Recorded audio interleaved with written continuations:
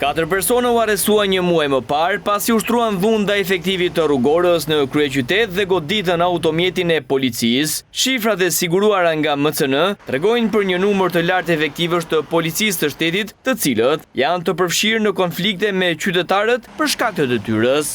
41 punonjës policie u dhunuan nga fillimi i vitit 2024 deri në fund të muajit janar 2025, ndërsa për këtë vepër penale, goditje për shkak të detyrës, u vunë në pranga 54 qytetarë. Në total për veprat penale që dëshmojnë konfliktet midis policëve dhe qytetarëve, janë evidentuar 771 situata. Në 13 muaj, punonjës të dëmtuar 258 dhe 394 persona të arrestuar. Eksperti i sigurisë Faik Basha shesi shkak për rritjen e ngjarjeve të tilla, rekrutimin e punonjësve pa respektuar standardet, si dhe arsimimin e tyre. Shifrat janë gjithmonë në rritje.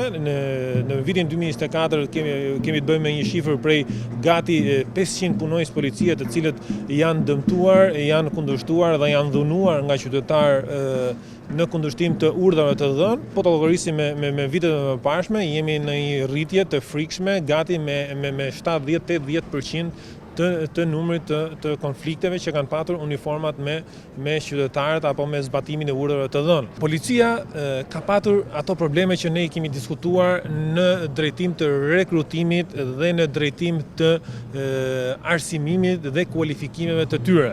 Sipas Bashës, rol kryesor në këtë situatë ka komunikimi i punonjësit, ndërsa sugjeron rritjen e marzhit të dënimit për ata që godasin policët. Mënyra e komunikimit dhe mënyra e transmetimit të shkeljeve ligjore ka një rol të rëndësishëm në fillimin e një problematike me punonjësin e policisë dhe me personin i cili po i komunikohet shkelja apo po i komunikohet pengesa për të cilën i kërkohet të zbatojë një nga urdhrat e punonjësit të policisë. Punonjësi i policisë duhet flasë gjithmonë në emër të ligjit dhe nuk duhet të komunikojë në mënyrë private. Pra duhet punuar në dy drejtime.